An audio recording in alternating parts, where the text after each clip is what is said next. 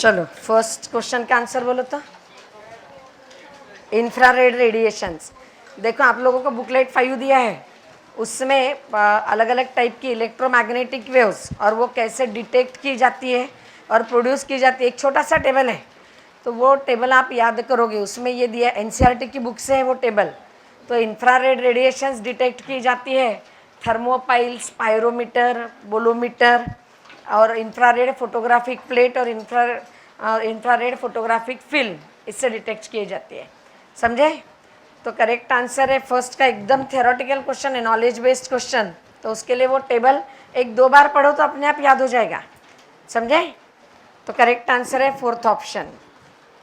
चलो सेकंड का आंसर बोलो। 0.3 joule. Okay, kinetic energy when T is equal to T/4 कहाँ है? ये टी की वैल्यू T/4 हो गई तो ओमेगा टी कितना हो जाएगा? Omega T that is equal to 2π/T into T की वैल्यू है T/4, ओमेगा टी कितना हो जाएगा? π/2, बराबर है। Omega T would be equal to π/2। Now displacement y is equal to 5 sin 4t है, ओमेगा टी की वैल्यू हो गई, है राइट? तो ओमेगा टी की वैल्यू कितनी लिखो? π/2, बराबर है, प्लस π/3, यानी बताइए क्या हो जाएगा? What it is? 5 cos π/3, ये डिस्प्लेसमेंट हो जाएगा। cos π/3 यानी cos 60, cos 60 कितना है? 1/2, तो ये हो जाएगा 5/2, 5/2 ये हो जाएगी value of y, value of displacement. How do you right kinetic energy? Half m omega square a square minus x square. चलिए मास कितना दिया है बोलो पार्टिकल का? 2 ग्राम, सो 2 इंटू 10⁻³ ओमेगा बोलो कितना है? 4 है, उसका स्क्वायर यानी हो गया बोलो 16, एम्पलीट्यूड है 5, उसका स्क्वायर 25 माइनस x की वैल्यू, x यानी डिस्प्लेसमेंट, डिस्प्लेसमेंट है 5/2 यानी 25/4। ओके, तो ये 2 हुआ कैंसिल, 16 इंटू 10⁻³ ये बोलो कितना है? 75/4, तो यहाँ आ गया 4, तो दिस इज 300 इंटू 10⁻³ यानी ये हो जाएगा 0.3 जूल। चलिए थर्ड का आंसर बोलो। First option. चलिए यहाँ इंक्लाइन प्लेन में पार्टिकल यहाँ से यहाँ, अब आप ये समझेंगे, यहाँ से रिलीज किया, चलिए बताइए यहाँ से रिलीज किया, यहाँ उसे कौन सी एनर्जी? पोटेंशियल। यहाँ आया तो काइनेटिक, फिर यहाँ से यहाँ गया, अब यहाँ कौन सी? Potential plus kinetic. बोलो टोटल हर जगह की कंजर्व होगी कि नहीं? तो यहाँ की पोटेंशियल और यहाँ की पोटेंशियल, यहाँ की टोटल सेम है, और ये टोटल और ये टोटल सेम है, मतलब यहाँ की टोटल एनर्जी और ये टोटल एनर्जी सेम है कि नहीं? तो बोलो यहाँ की टोटल कितनी है? mgh, और h है 3h। Okay, this is equal to यहाँ की टोटल, अच्छा बोलो ये रेडियस h दी है, तो यह ग्राउंड से हाइट कितनी हो गई? 2h, तो यहाँ की potential energy mg into 2h हो गई, और वहाँ की काइनेटिक एनर्जी को हाफ mv² लिखते हो, हाफ mv²। चलो ये टर्म इधर आ गई, तो क्या आ जाएगा? mgh is equal to half mv², तो मुझे v² की वैल्यू मिल जाएगी, कितने आएगी? 2gh आ जाएगी, v² is equal to 2gh। तो यहाँ की वेलोसिटी मुझे मिल गई।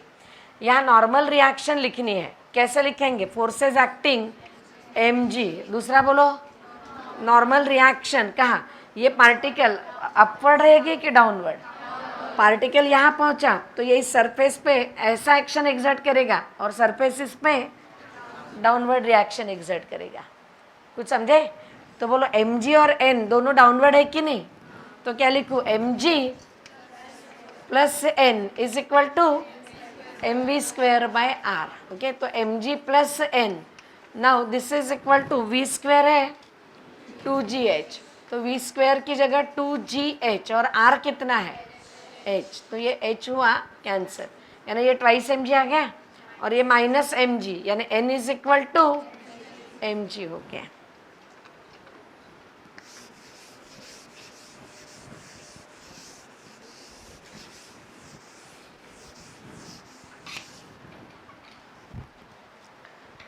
चलो फोर्थ का आंसर बोलो। फोर्थ में correct answer is third option आ गया क्या?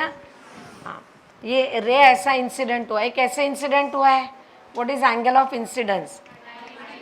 हाँ, इस सरफेस को ये नॉर्मल है, एंगल ऑफ इंसिडेंस कितना? 0।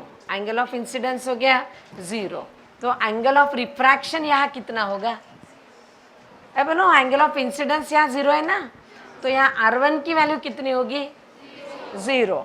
नाउ डू यू रिमेंबर ये रे यहाँ इंसिडेंट हुआ है, ये है नॉर्मल टू द सरफेस, तो कैन यू टेल मी ये इस यहाँ के एंगल ऑफ रिफ्रैक्शन को R1 कहते हैं, यहाँ के एंगल ऑफ रिफ्रैक्शन को R2। एक्चुअली हम फिगर ऐसे बनाते हैं, ये है R1, डू यू रिमेंबर, और यहाँ होता है ये R2 और R1 plus R2 equal to A। तो अब यहाँ से इंसिडेंट किया तो यहाँ R1 कितना है?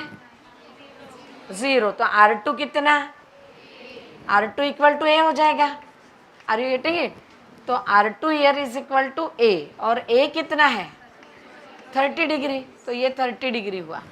नाउ यहाँ से रे फिर यहाँ इमर्ज होगा, यहाँ इंसिडेंट हुआ और यहाँ इमर्ज होगा, तो ये एंगल ऑफ इमर्जेंस हो गया। ई निकालना है, कैसे निकालोगे? हाँ, इसको मैं आई कहती हूँ, इसको R, sine I upon sine R. आप ध्यान से बताएंगे, sine I upon sine R is equal to refractive index of second medium with respect to first, यानी refractive index of second upon refractive index of first. Second का कितना है? 1 और first का √3, तो ये 1/√3 आ जाएगा।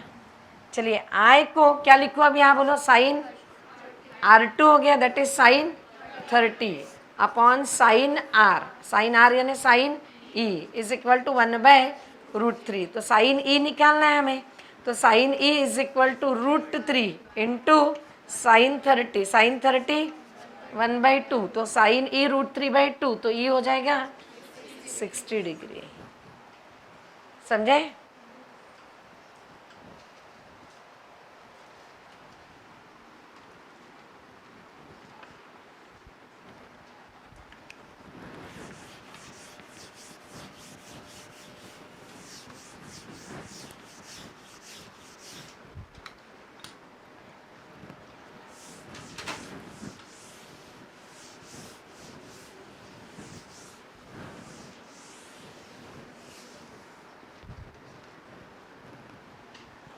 चलो, sum of the two vectors a and b is at right angles to their difference. ये रिजल्ट काफ़ी बार पढ़ा है वैसे। सम दोनों के लिखेंगे a प्लस बी, बराबर है, और डिफरेंस लिखेंगे a माइनस बी। ये एक दूसरे को परपेंडिकुलर है, दो परपेंडिकुलर वेक्टर्स का डॉट प्रोडक्ट 0 होता है, तो a प्लस बी। अच्छा, ये रिजल्ट आपको याद भी होना चाहिए। बोलो what is relation between magnitude of a and b? Magnitude of A is equal to magnitude of B। या ऐसे भी सॉल्व कर सकते हैं, सॉल्व करके दिखाओ। A डॉट A क्या हो जाएगा? A² प्लस ये B डॉट A, समझे? हाँ, देन अब मैंने A से दोनों को मल्टीप्लाई किया माइनस B से, तो ये हो जाएगा माइनस B डॉट A। ये टर्म तो कैंसिल हो जाएगी, और फिर माइनस B प्लस B इनका dot product -b² equal to 0। ये दोनों टर्म कैंसिल हो गई, यानी A² इक्वल टू B² आ जाएगा, means A is equal to B आ जाएगा। Is this clear? चलो, 6th में बोलो साउंड वेव्स की वेवलेंथ दी है 5 and 5.5। Can you find out their frequencies? कैसे लिखोगे फ्रीक्वेंसीज? v/λ। तो फर्स्ट की फ्रीक्वेंसी हो जाएगी 330 बाय, बोलो 330/5 माइनस 330/5.5। चलो, तो 330 आ गया यहाँ बाहर, तो 5.5 माइनस 5 0.5 डिवाइडेड बाय 5 इंटू 5.5, तो ये 5.5 अपॉन 0.5 अपॉन 5.5 11 आ जाएगा. And then 330 divided by 11 30 by 5 यानी 6 बिट्स सुनाई देंगे. Is it okay?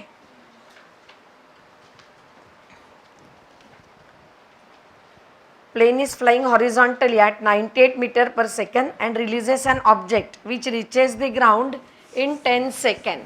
चलिए बताइए, ग्राउंड में जब वो ऑब्जेक्ट पहुंचेगा तो व्हाट अबाउट हॉरिजॉन्टल वेलोसिटी? बोला सेम रहेगी, बट उससे वर्टिकल वेलोसिटी मिलेगी. इनिशियल वर्टिकल वेलोसिटी कितनी है? 0. यहाँ पहुँचने के बाद vertical velocity v is equal to u plus 80 से लिखते हो तो u y minus g t हो जाएगा. ये समझे क्या आप? हाँ, तो v y is equal to u y कितनी है? 0. जी की वैल्यू हाँ या 9.8 ले लेते हैं, ये 98 देख के इंटू टी कितना है 10. तो वी वाई कितना? माइनस 98. निगेटिव साइन है यानी डाउनवर्ड डायरेक्शन में, तो ये 98 है, ये भी 98 है. तो ये एंगल विथ हॉरिजॉन्टल पूछा है, बोलो कितना होगा ये थीटा. दोनों वी वाई और वी एक्स दोनों है सेम, तो tan theta is equal to v y by v x होता है, that is v y by v x. तो tan थीटा हो जाएगा 1, तो theta 45 degree.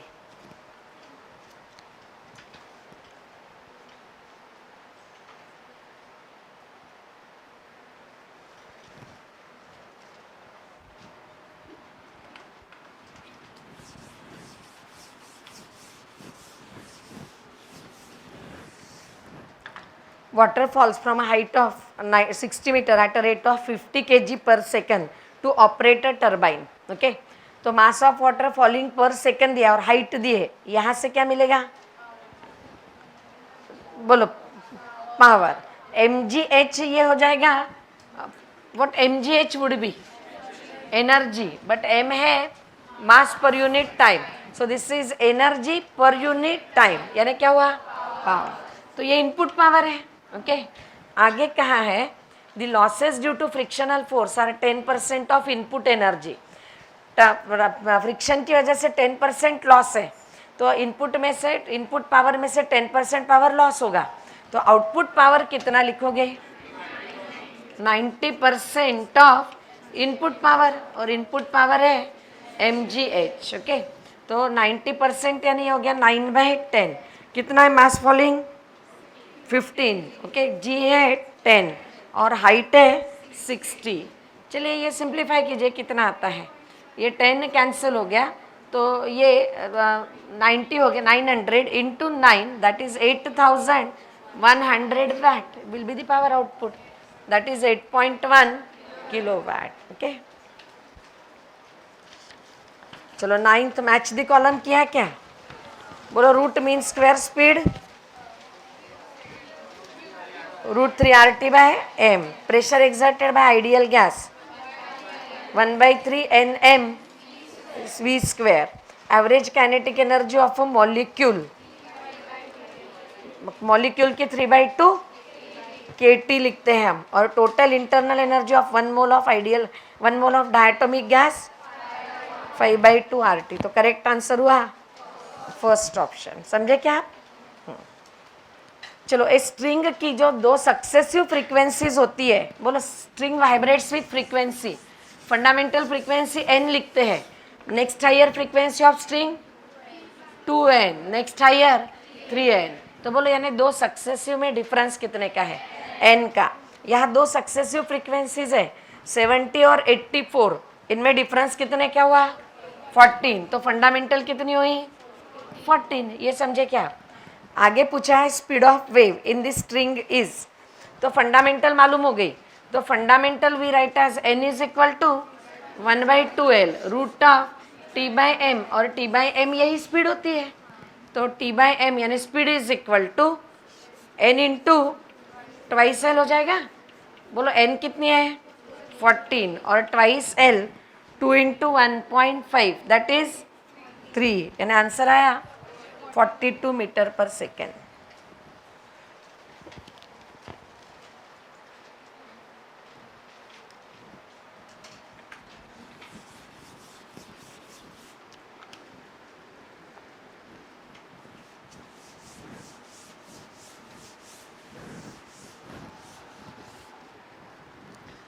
Particle is release from height S from the surface of earth. ये चलो height S से release किया, तो हाइट एस में इसे कौन सी एनर्जी, पोटेंशियल। कैसे लिखोगे, इसकी total energy would be equal to potential, that is equal to mgs। Now as it falls, बोलो टोटल एनर्जी कंजर्व होगी कि नहीं, क्योंकि यहाँ इट फॉल्स अंडर ग्रेविटी और ग्रेविटेशनल फोर्स है कंजर्वेटिव फोर्स, तो total energy will be conserve, total energy conserve होगी। Now you tell me at a certain height kinetic energy is 3 times its potential energy. तो kinetic energy is 3 times potential energy है, तो total energy we write as kinetic plus potential, but kinetic है 3 times potential plus potential, ये total energy हो जाएगी। तो एक किसी भी हाइट में total energy is equal to 4 times potential energy, but total energy हर जगह होगी mgs, यानी उस जगह पोटेंशियल एनर्जी रहेगी mgs/4, बराबर है। और फिर काइनेटिक एनर्जी कितनी रहेगी, kinetic energy is 3 times potential energy, तो काइनेटिक एनर्जी हो जाएगी 3 mgs/4, but kinetic energy we write as half mv², बराबर है। तो m हुआ कैंसिल, ये 2 कैंसिल होके यहाँ आ गया 2, तो बोलो v कितना आ जाएगा, √3/2 gs will be the velocity. समझे क्या, इजंट दिस क्वेश्चन सिंपल और नॉट। हर जगह टोटल एनर्जी कंजर्व होगी, ठीक है। तो करेक्ट आंसर हुआ 4th ऑप्शन।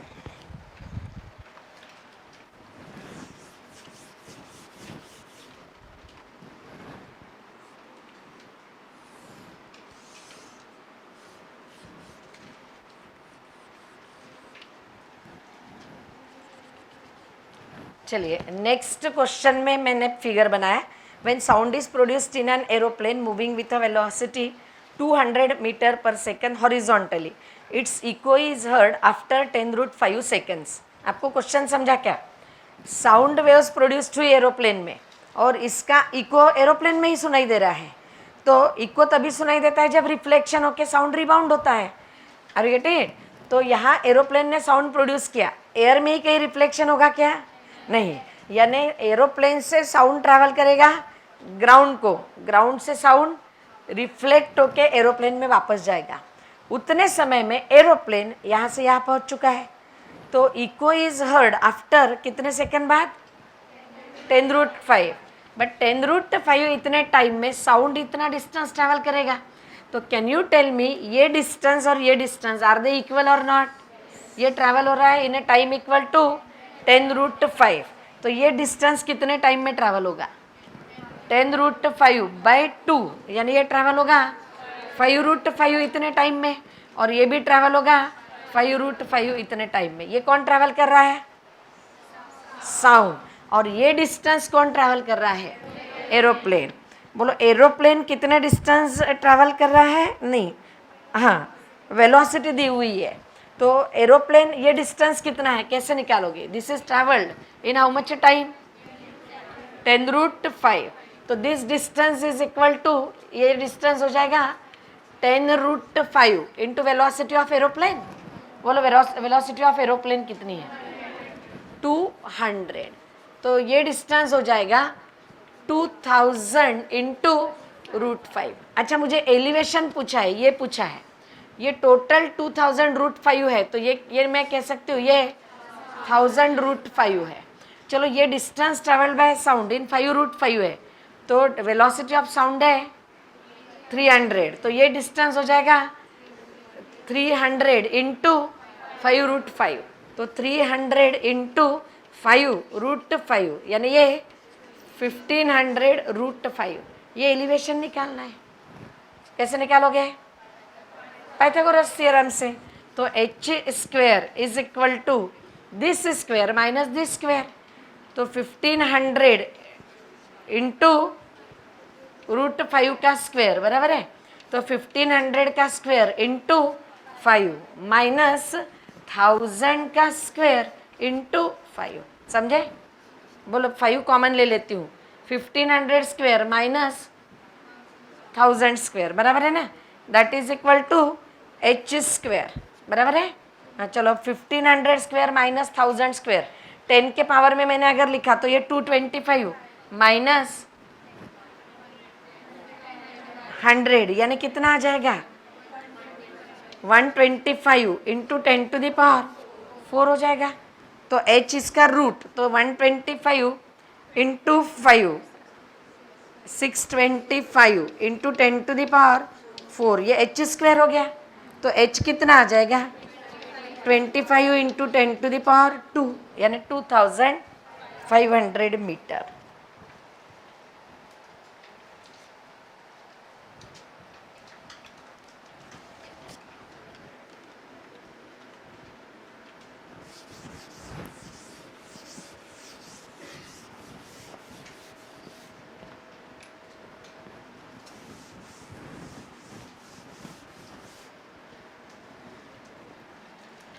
चलिए time simple pendulum with a metallic Bob has a time period t. Bob is now immersed in non-viscous liquid and oscillated. Density of liquid is 1/4 that of metal. Time period of same pendulum will be. हाँ चलिए time period in air हम लिखते हैं 2 pi into root of L by G, और किसी non viscous fluid में इमर्स्ड किया तो 2 pi into root of L by ji into 1 minus density of liquid upon density of substance और बॉब, बराबर है डेंसिटी ऑफ ऑब्जेक्ट। बोलो density of liquid is how many times that of bob given 1/4 the density of object. तो liquid upon density of object 1/4 हो जाएगा, ये 1 minus 1/4 यानी 3/4। तो ये टाइम पीरियड आ जाएगा 2 pi into root of L by ji into 3/4, 4 ऊपर ले चलती हूँ, समझे। हाँ अब इसको रूट के बाहर ले लेती हूँ तो ये आ जाएगा 2/√3, और ये टाइम पीरियड हमारा हमेशा वाला, तो 2/√3 into T.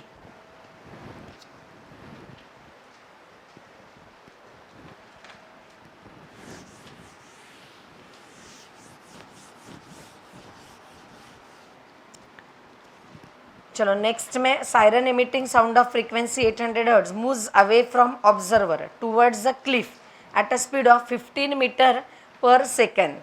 Then frequency of sound that observer hears in the echo reflected from the cliff is. अच्छा ये देखिए, नहीं have look at it, observer यहाँ है और ये सायरन टूवर्ड्स क्लिफ जा रहा है। तो फर्स्ट केस में सायरन इज अ सोर्स, बराबर है, और क्लिफ इज ऑब्जर्वर, तो सोर्स इज मूविंग, तो फ्रीक्वेंसी रिसीव्ड बाय ऑब्जर्वर। बोलो कैसे लिखोगे, कौन से फॉर्मूला से। यहाँ फ्रीक्वेंसी n1 पहुंची सपोज, तो n1 is equal to v upon v minus v s into n हो जाएगी। चलो v कितना है 330 अपॉन ये 330 माइनस 15, बराबर है 330 माइनस 15 इंटू n कितनी है 800, समझे।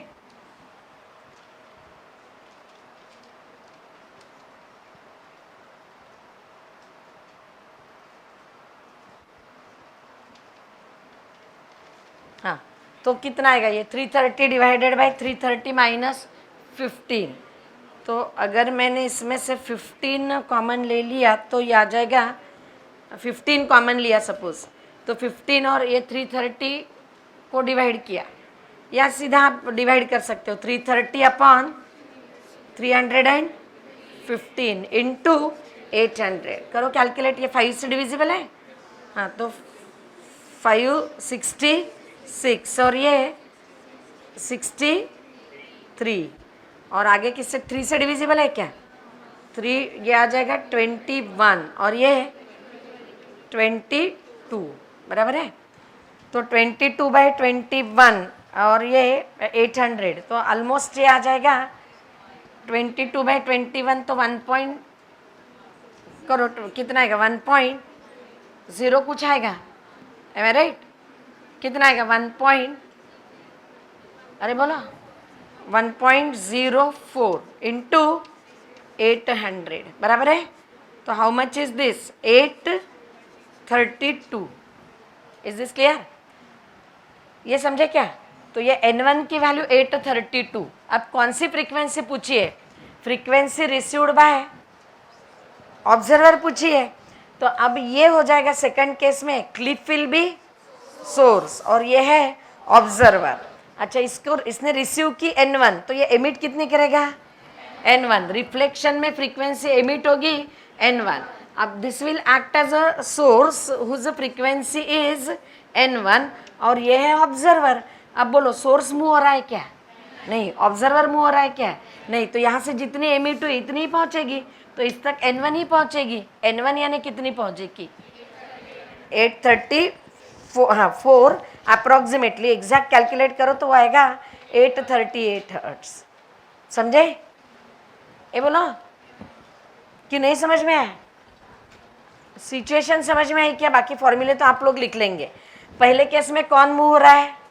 Source. Observer is at rest. दूसरे केस में cliff acts as a source, वो रेस्ट में है, और पर्सन ऑब्जर्वर है वो भी रेस्ट में है, तो दोनों रेस्ट में है। तो जितनी क्लिफ एमिट करेगा उतनी ही ऑब्जर्वर तक पहुंचेगी। ठीक है, तो करेक्ट आंसर हुआ फोर्थ ऑप्शन।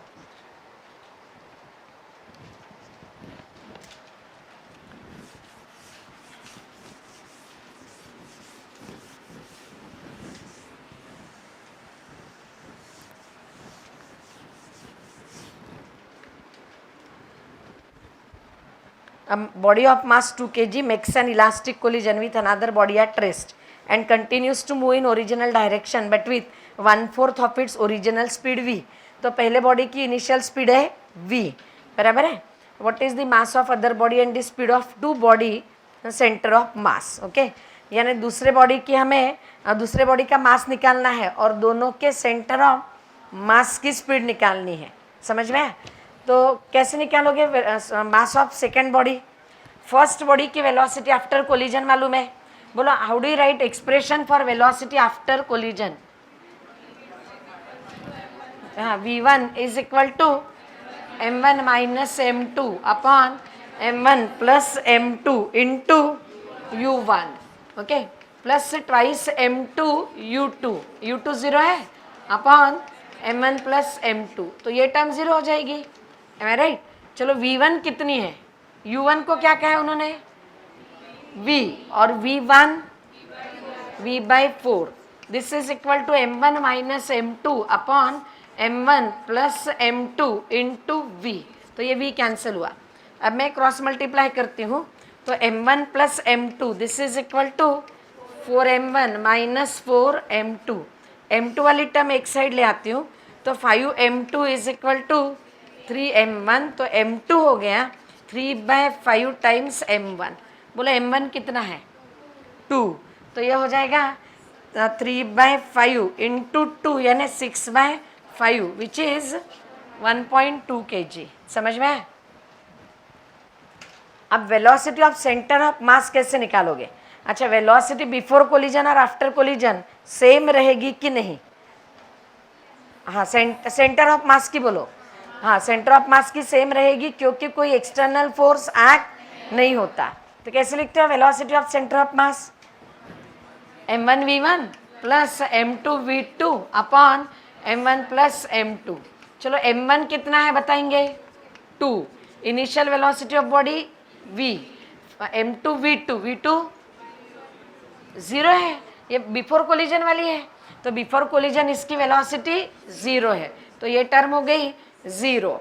और ये 2 प्लस 1.2 यानी 3.2, तो कितना हो जाएगा ये v अपॉन 1. ये 2 डिवाइडेड बाय 3.2 बोलो 1.6। ओके, या 20/32 कर लो, 5/8 के टर्म में दिया है, तो इसे मैं लिख सकती हूँ 20v अपॉन 32। अब ये 4 से डिविजिबल है। ओके, तो 5/8v। समझे?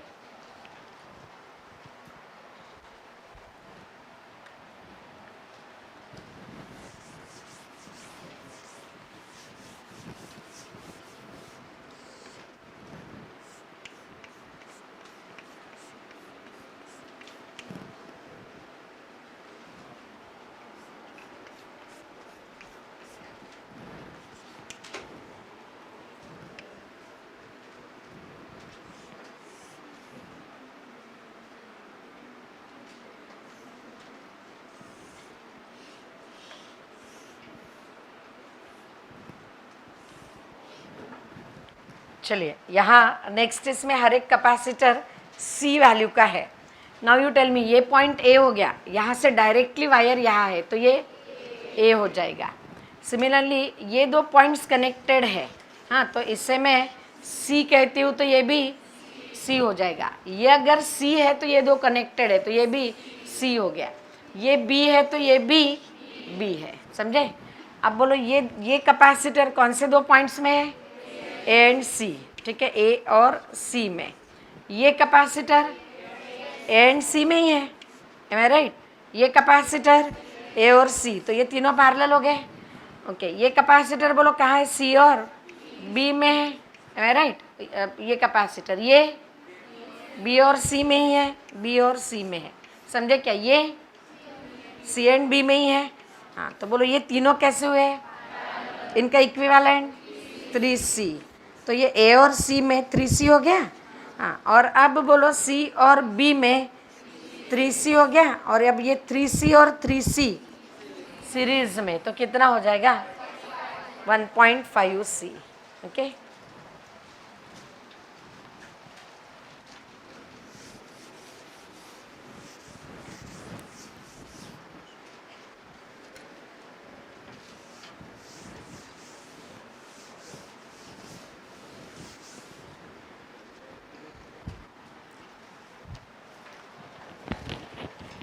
चलिए 17th में magnitude and direction of electric field पूछा है. ये लाइंस जो है these are given to be equipotential lines. ये ऐसे दी हुई है. These are the equipotential lines given. कैसे निकालते हो? क्लास में सॉल्व करवाया मैंने ये. बोलो intensity equal to E is equal to magnitude, बोलो पहले dv बाई डी आर. और ये डी आर कौन सा डिस्टेंस होता है? Perpendicular distance. चलिए कोई भी दो लाइन, ये दो लाइन ले लेती हूँ. इनमें परपेंडिकुलर डिस्टेंस ये है क्या? नहीं, परपेंडिकुलर डिस्टेंस ये है. Is it okay? Now you tell me, हमें ये एंगल टोटल 135 दिया है. तो मैंने अगर ये ऐसे बनाया तो ये इसको परपेंडिकुलर बनाया, यानी ये एंगल कितना हो गया? इस लाइन को ये परपेंडिकुलर, तो ये हाँ नो, ये टोटल 135 है ना, ये टोटल 135 है. और ये तो ये 45 हो जाएगा क्योंकि ये टोटल 180 है. तो ये 45, तो ये भी 45, और ये 45, और ये परपेंडिकुलर है तो ये 90 हुआ कि नहीं? और ये हो गया 45. तो इज दिस एंगल 45 और नॉट? समझे? हाँ, बोलो अब ये dv. अच्छा, how much is this distance? ये कितना है? ये 2 दिखा है, ये 3, तो ये हो गया 1. dr ये है, कैसे लिखोगे dr? ये डिस्टेंस 1 है तो साइन 45 इज इक्वल टू 1. बोलो ये सॉरी, साइन 45, साइन 45 नहीं, आप बोलो क्या लिखो? cos 45 is equal to dr by 1. तो dr हो जाएगा 1/√2. ओके, और dv कितना है? दोनों में पोटेंशियल डिफरेंस. हाँ, इस लाइन का पोटेंशियल है 30 वोल्ट. ये नहीं, मैंने 2 और 3 वाला लिया, तो इसका पोटेंशियल है 10 वोल्ट, तो इसका पोटेंशियल है 20 वोल्ट. तो डिफरेंस कितने का है? 10 का. और dr है 1/√2, तो इंटेंसिटी हो जाएगी 10√2. समझे? अच्छा, उसकी डायरेक्शन बताएंगे. इंटेंसिटी की डायरेक्शन यानी dv/dr की डायरेक्शन. तो dr की डायरेक्शन ये है, तो इंटेंसिटी की डायरेक्शन यही रहेगी, बट वो in a direction of decrease of potential होती है, और पोटेंशियल इधर डिक्रीज होते जा रहा है, तो इंटेंसिटी की डायरेक्शन ये हो गई. बोलो what is angle made by intensity with X axis? 45 degree. Intensity यानी इक्वी पोटेंशियल को परपेंडिकुलर, और इक्वी पोटेंशियल सरफेस को परपेंडिकुलर यानी ये. और कहाँ दिखाएंगे? In a direction of decrease of potential. Intensity के डायरेक्शन में पोटेंशियल कम होते जाता है, तो इन सरफेस को ये परपेंडिकुलर, और फिर वो इस डायरेक्शन में, यानी इंटेंसिटी और एक्स एक्सिस में एंगल कितना हुआ? 45. कुछ समझे क्या आप? Sure? Wire of certain material is stretched slowly by 10%. It's new resistance and specific resistance है। बोलो स्पेसिफिक रेजिस्टेंस का क्या होगा, सेम रहेगा। बोलो 10% से स्ट्रेच की, अब डायरेक्टली बोलो रेजिस्टेंस और लेंथ में एक कांस्टेंट क्या रहेगा, वॉल्यूम। तो मेरा rate resistance is rho into L square by V. बोलो 10% से स्ट्रेच की यानी L2 कितनी है, 1.1 times L1, M I right. हाँ तो बोलो R2 बाय R1 क्या हो जाएगा, फटाफट बोलो L2 बाय L1 स्क्वायर। बोलो L2 बाय L1 कितना है, 1.1, 1.1 का स्क्वायर यानी 1.21। तो resistance R2 will be 1.21 times R1। तो resistance will become 1.21 times. Okay,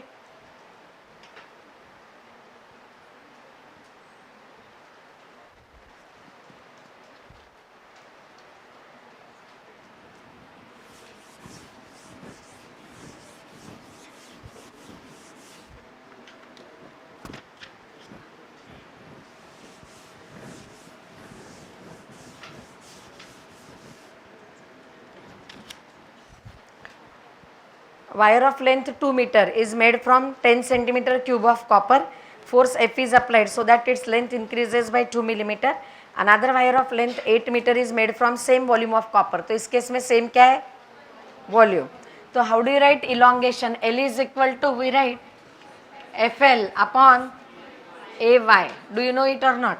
हाँ, अब इसको मैं वॉल्यूम के टर्म में लिखती हूँ क्योंकि इन्फॉर्मेशन वॉल्यूम के बारे में और लेंथ के बारे में है। तो एरिया को volume I can write as into L. तो एरिया की जगह V बाय, एरिया की जगह लिख सकती हूँ V बाय एल। तो ये हो जाएगा FL अपॉन हाँ V बाय एल। तो ये L स्क्वायर इंटू वाई। ठीक है, तो जब लेंथ है 2 मीटर है तो इलोंगेशन है 2 मिलीमीटर। जब लेंथ है 8 मीटर तो इलोंगेशन पूछा है, तो क्या लिखूँ बोलो L2 बाय L1। बोलो दोनों केस में फोर्स अप्लाइड सेम है, वॉल्यूम सेम है, मटेरियल सेम है।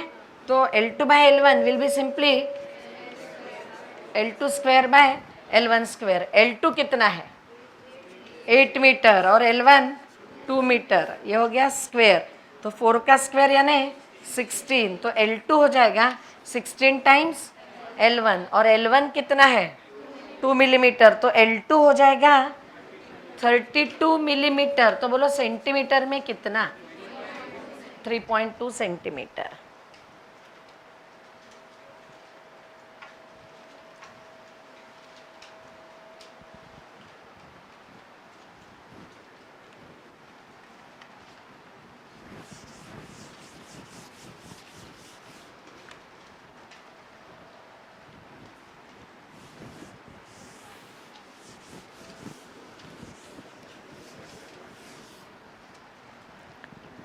चलिए, two charge spherical conductors of radius R1 and R2 are connected by wire. ये उन्हें वायर से कनेक्ट करने के बाद दोनों के लिए सेम क्या हो जाएगा, पोटेंशियल। पोटेंशियल सेम हो जाएगा।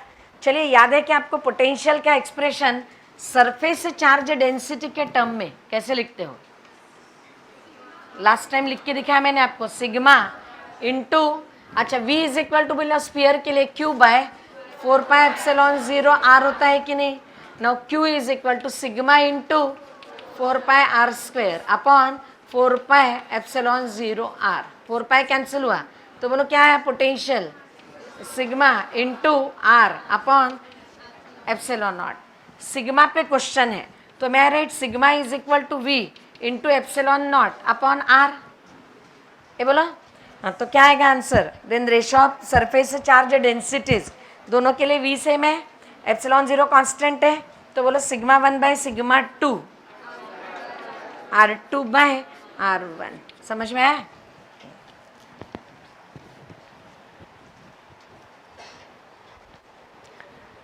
If T is a surface tension of liquid, then energy needed to break a liquid drop of radius R into 64 drops is third option. Okay, चलिए एनर्जी नीडेड टू ब्रेक कैसे लिखते हो, surface tension में energy required T into A2 minus A1, याद है।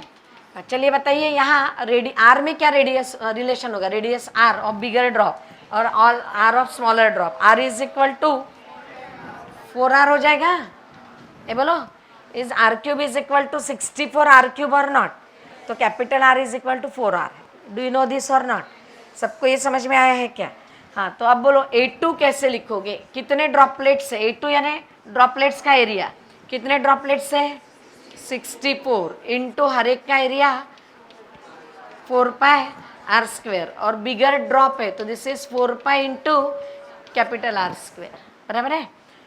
Am I right और not? तो यहाँ कॉमन क्या ले सकते हैं? 4 पाई कॉमन ले लेती हूँ, 64। आंसर कैपिटल आर के टर्म में लिखना है तो स्मॉल आर की जगह r बाय 4, तो ये आ जाएगा आर स्क्वेयर बाय 16 माइनस ये आर स्क्वेयर, तो ये 4r स्क्वेयर हो गया। 4r square minus are square यानी 3r स्क्वेयर इंटू 4 पाई, तो ये t into 12 pi are square.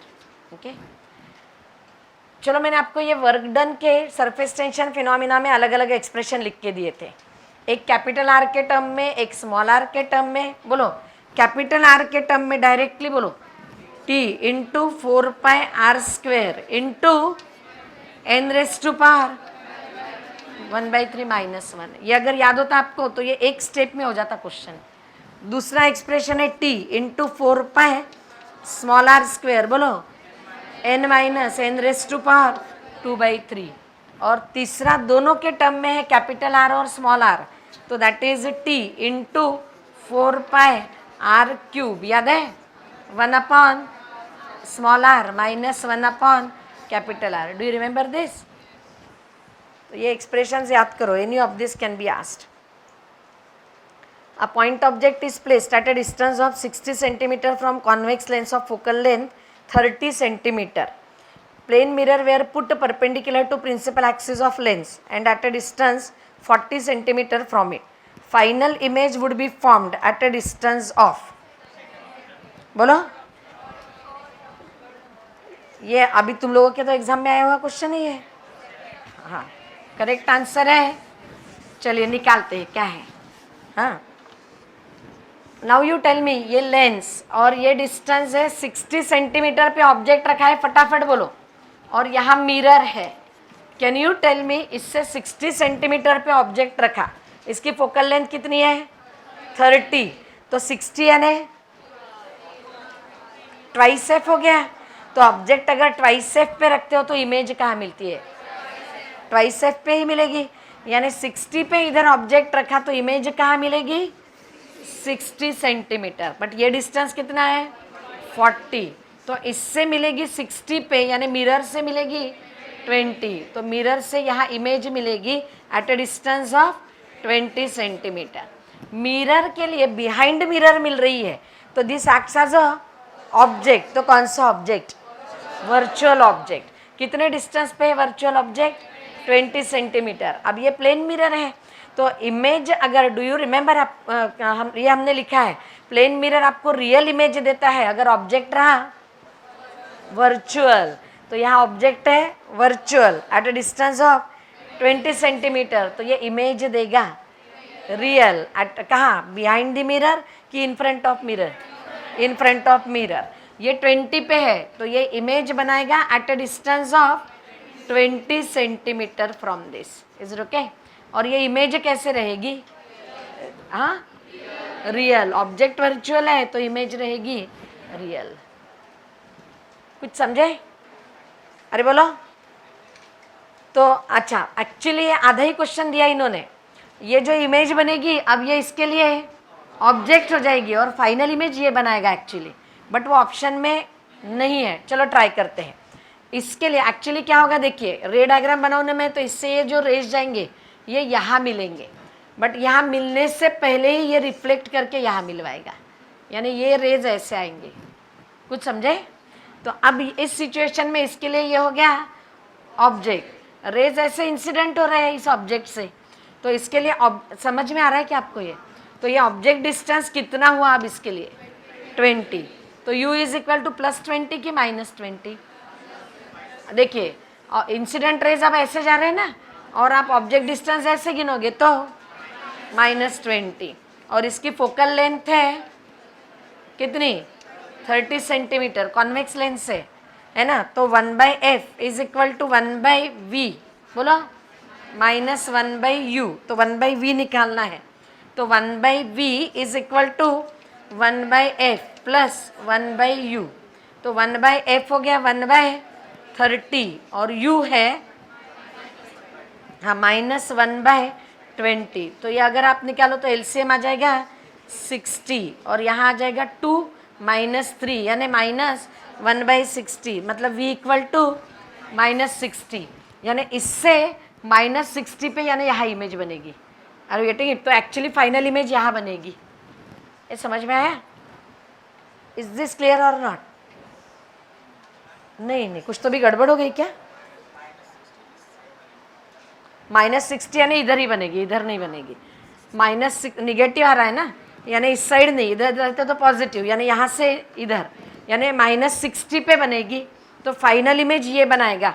तो ये 40 और ये हो गया 20, तो कहाँ हो जाएगा ये? हाँ, अरे मतलब यहाँ बनेगी इमेज, तो यहाँ फिर ये इमेज बनाएगा इसकी, तो हाँ फिर वापस यही बनेगी, यानी फाइनल इमेज कहाँ बनते जाएगी? Eight a distance of 20 centimetre. मतलब आंसर कौन सा होगा? Third option.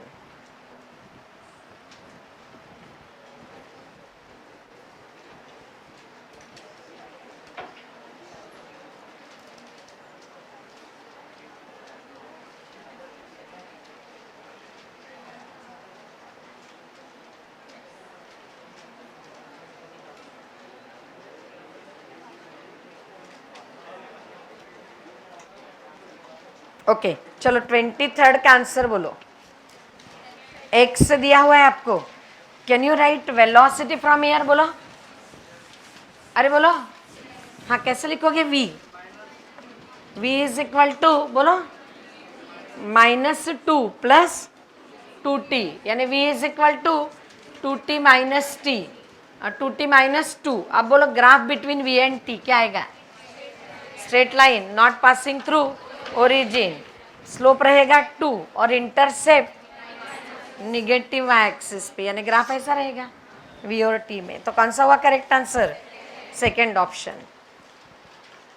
चलो स्टेप डाउन ट्रांसफॉर्मर दिया है, connected to an AC mains supply of 220 volt, is made to operate 11 volt and 44 watt lamp. इसका मतलब समझा क्या? वो ऑपरेट किसे कर रहा है? 11 वोल्ट और 44 वैट लैम्प को। तो 11 वोल्ट और 44 वैट ये क्या हुआ? आउटपुट हो गया। इग्नोरिंग पावर लॉसेज, यानी आइडियल ट्रांसफॉर्मर है, means input power will be equal to output power. What is the current in primary पूछा है, यानी क्या निकालना है? आईपी निकालना है। हाँ बोलो, तो आइडियल ट्रांसफॉर्मर में may be write EP IP is equal to ESIS। तो हमें आईपी निकालना है, तो that is ESIS upon EP. But ESIS क्या है? Output power. कितना है आउटपुट पावर? 44 और ईपी इनपुट वोल्टेज कितना है? 220। चलिए कितना आया? 0.2 एम्पियर।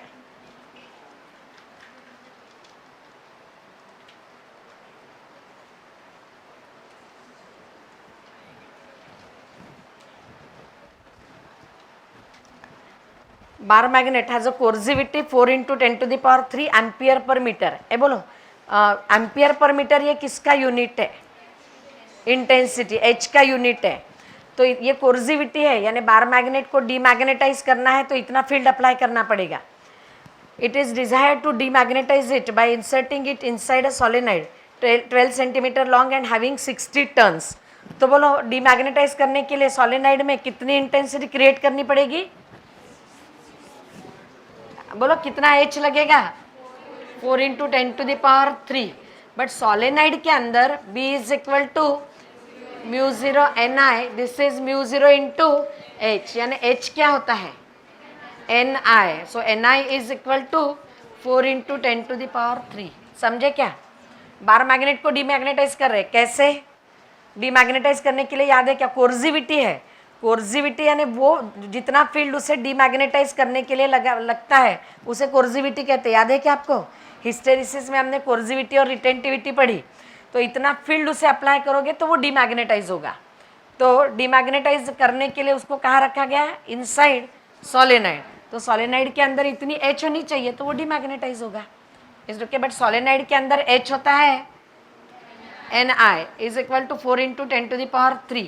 अब ये N है number of turns per unit length. कितने टर्न्स है? 60। और लेंथ कितनी है? 12 सेंटीमीटर, यानी 12 × 10⁻2 मीटर। तो नंबर ऑफ टर्न्स हो गए 500 और 5 × 10⁻2 वी कैन राइट। तो I is equal to 4 × 10⁻3 upon N। N है 500। तो बोलो करंट कितना लगा? 8 एम्पियर।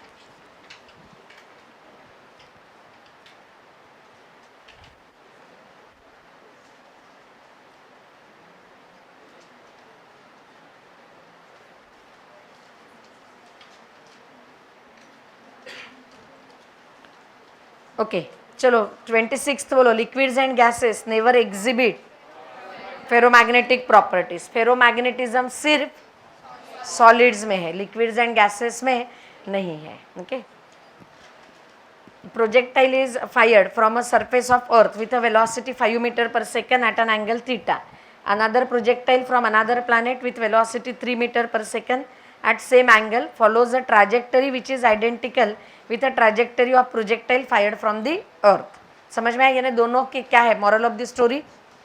दोनों की ट्रैजेक्टरी सेम है। यानी क्या सेम है?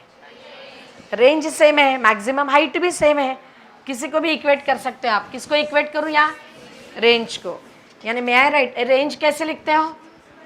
u square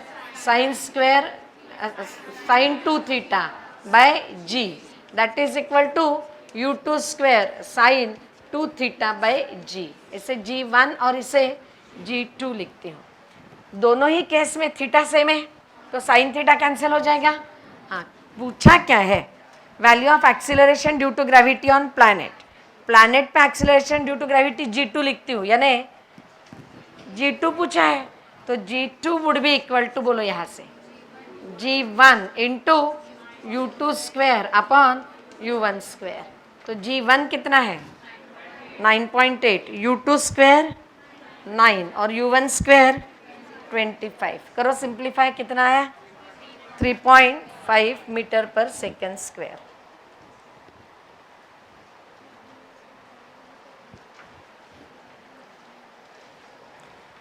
choose the correct statement. चलो, current sensitivity of moving coil galvanometer.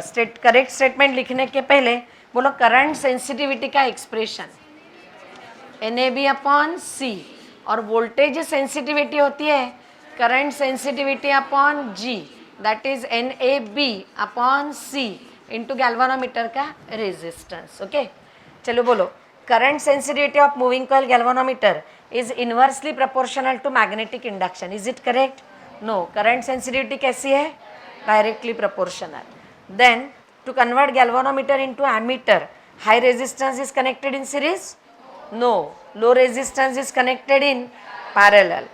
To convert galvanometer into voltmeter, low resistance is connected in parallel. No, galvanometer को voltmeter में convert करना है तो high resistance is connected in series. Okay. तो तीनों ही correct नहीं है। तो last one, voltage sensitivity of moving coil galvanometer is directly proportional to magnetic induction. Is it correct? Yes. तो correct answer हुआ fourth option. 10 gram of ice at minus 20 degrees Celsius is dropped into calorimeter containing 10 gram water at 10 degrees Celsius. Specific heat of water is twice that of ice. When equilibrium is reached, calorimeter will contain 10 gram ice and 10 gram water. चलिए ये देखिए, water यहाँ पे heat loose करेगा और absorb कौन करेगा? Ice. Okay, चलो पूरा आइस मेल्ट अगर हुआ तो फिर जो वाटर बना उसका टेम्परेचर बढ़ेगा। तो पहले heat lost by hot water निकालती हूँ। Heat lost by hot water क्या लिखोगे? ms d theta. मास कितना है इसका?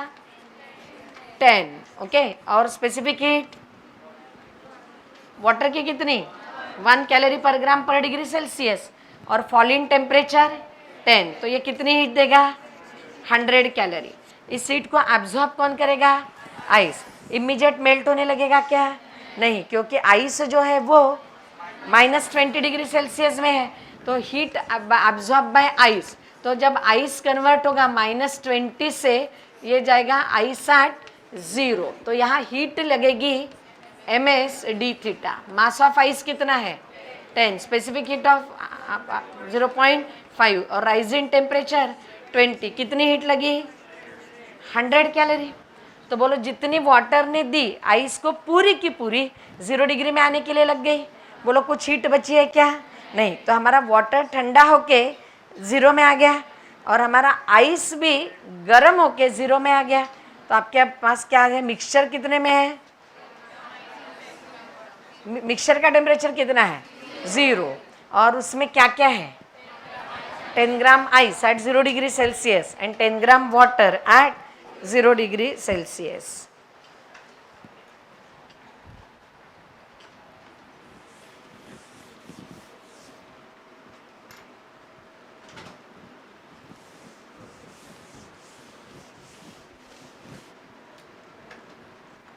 Car starts from rest and accelerates at 5 meter per second square.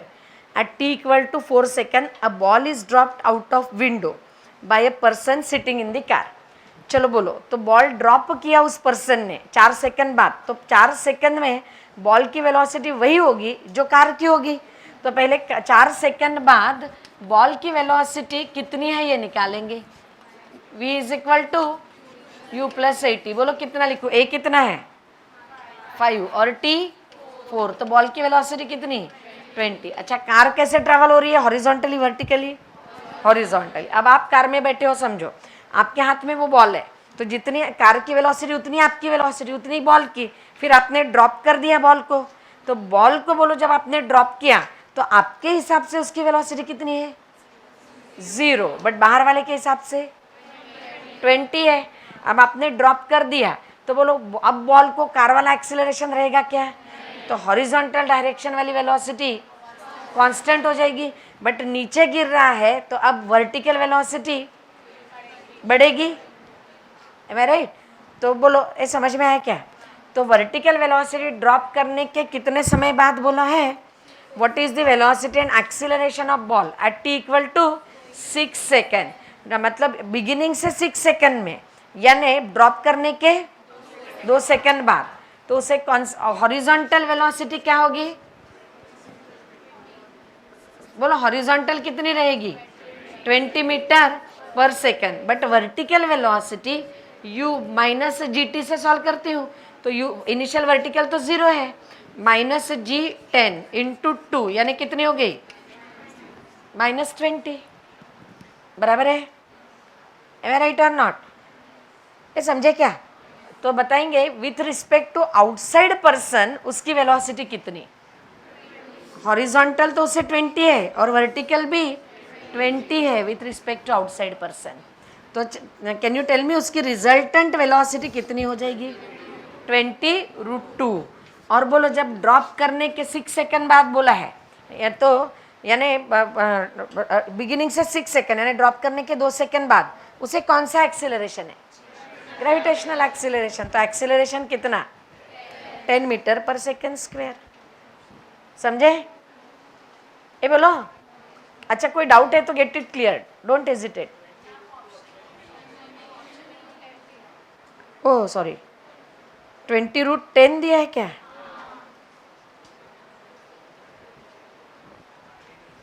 v equal to 20 है ना, ये 20 हो गई और ये 2 सेकंड बाद।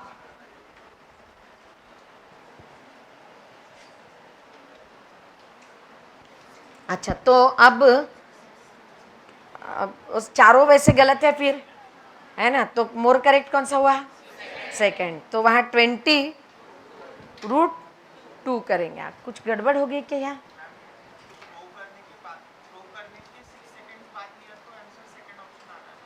अच्छा, थ्रो करने के 6 सेकंड बाद लिया तो चलिए देखते हैं। थ्रो करने के 6 सेकंड बाद अगर लिया तो ये तो उतनी ही रहेगी, ये हो जाएगी -10 इंटू 6, तो ये हो जाएगी -60।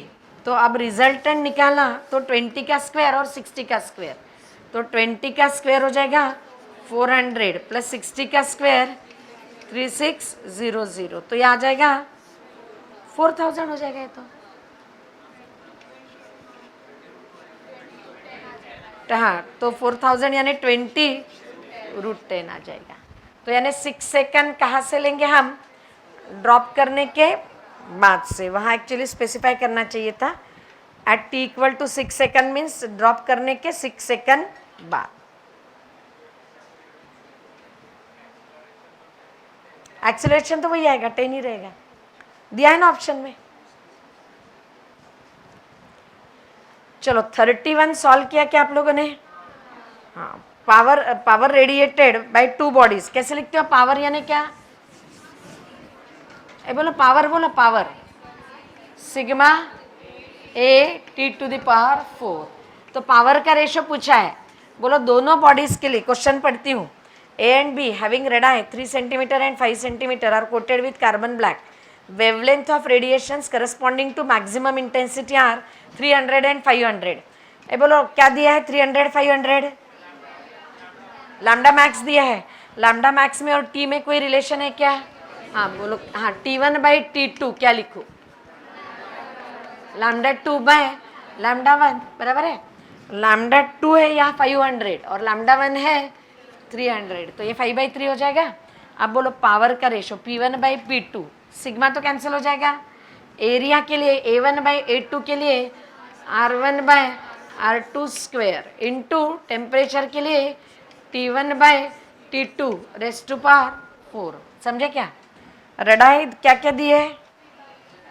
3/5, सो 3/5 स्क्वायर और टेम्परेचर T1 बाई T2 तो 5/3 स्क्वायर। तो क्या है आंसर?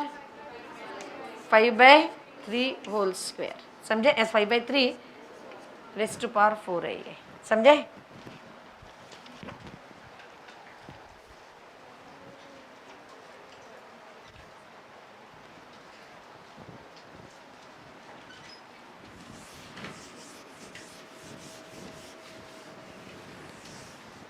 चलिए, ग्राफ दिया है आपको मोमेंटम और टाइम में। तो फोर्स और मोमेंटम में क्या रिलेशन है? F इज इक्वल टू, अरे बोलो ना, dp बाय dt। यानी मोमेंटम और टाइम में ग्राफ प्लॉट करोगे तो बोलो यहाँ मोमेंटम और ये टाइम, तो dp बाई dt क्या हुआ? स्लोप। स्लोप आपको देगा फोर्स। समझे? हाँ बोलो यहाँ स्लोप कैसा है? Positive and constant. तो फोर्स कांस्टेंट एंड पॉजिटिव, यहाँ तक कांस्टेंट एंड पॉजिटिव। यहाँ स्लोप कितना है? 0, तो फोर्स हो गया 0। यहाँ स्लोप कैसा है? नेगेटिव एंड कांस्टेंट, तो फोर्स ऐसा रहेगा। तो करेक्ट ग्राफ कौन सा हुआ? First option.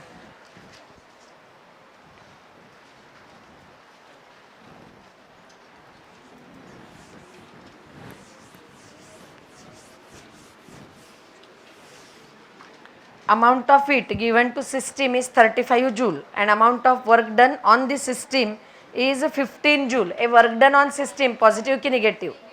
Negative. Heat given dq is equal to du plus dw. Heat given positive लिखते हैं। कितनी है heat given? 35। du work done on the system minus, तो minus 15। तो बोलो change in internal energy 50 joule.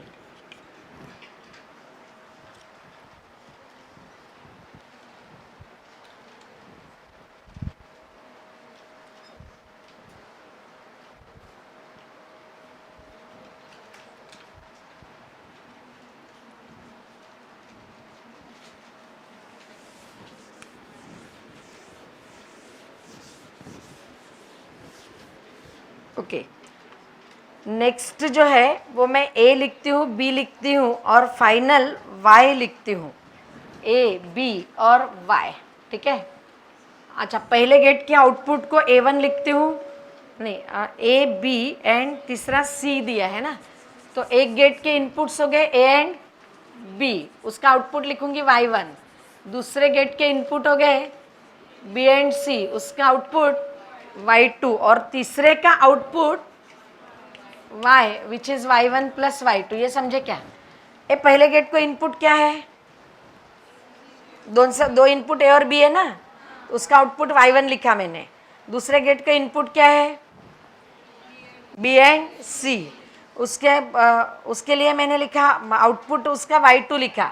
और तीसरा जो और गेट है तो उसका आउटपुट क्या हो जाएगा, y1 प्लस y2। समझे क्या?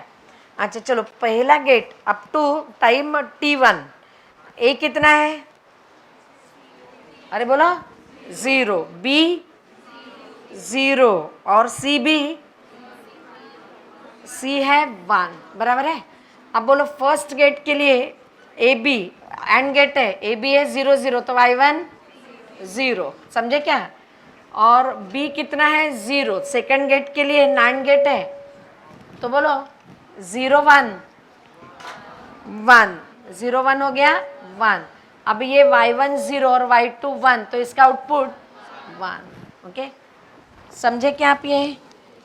तो टाइम t1 तक आउटपुट कितना रहेगा, अरे बोलो 1 रहेगा यानी 5 रहेगा।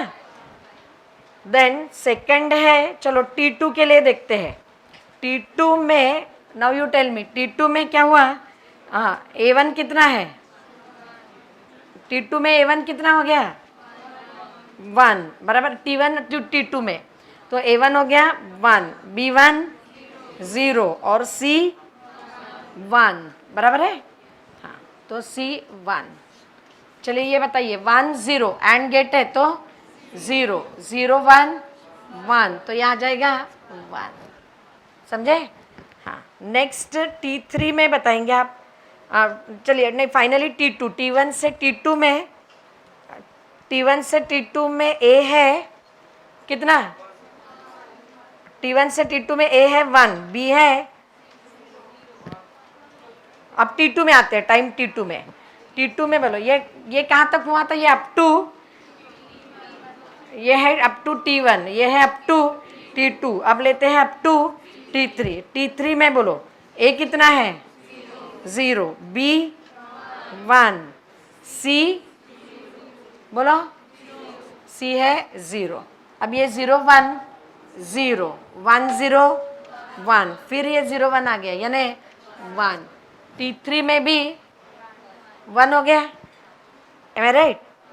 हाँ, अब यही बोलो रिपीट होते जाएगा कि नहीं, क्योंकि ग्राफ तो रिपीट हो रहा है, मानी सारा रिपीट नहीं हो रहा है ना, पहला रिपीट हो रहा है।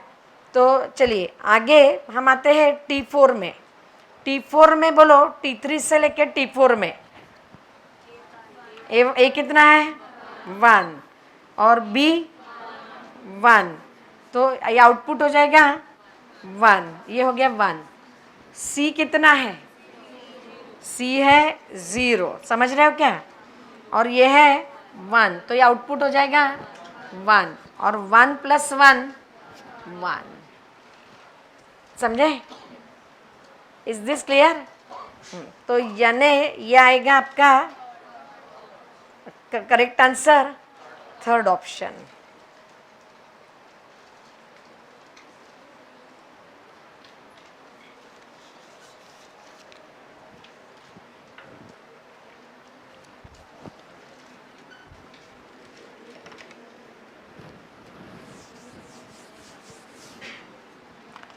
Two coils are wound on the same iron rod so that flux generated by one passes through other. The primary has NP turns. When current of 2 ampere flows through it, flux in it is 2.5 into 10 to the power minus 4 Weber per turn. ये समझा क्या? जितना भी flux produced हो रहा है उतना पूरा का पूरा फ्लक्स प्राइमरी में भी जा रहा है और सेकेंडरी में भी जा रहा है। तो प्राइमरी में पर turn 2.5 into 10 to the power minus 4 है, तो सेकेंडरी में भी पर turn 2.5 into 10 to the power minus 4 रहेगा। सेकेंडरी में कितने टर्न्स है 12, तो can you write total flux through secondary? Total flux through secondary हो जाएगा 12 into 2.5 into 10 to the power minus 4। ये समझे क्या? 12 इंटू 2.5 ये हो जाएगा 30 into 10 to the power minus 4। ये कहाँ का फ्लक्स है? सेकेंडरी। करंट कहाँ पास कर रहे हो? प्राइमरी। तो how do you write flux through secondary is equal to m times current through primary? Do you know this और नॉट? तो तो can you find out mutual inductance? That is flux through secondary upon current through primary. तो flux through secondary 30 into 10⁻⁻4 है, यानी 3 into 10⁻⁻3. और current कितना है primary में? 2 एम्पियर. तो बोलो कितना हुआ?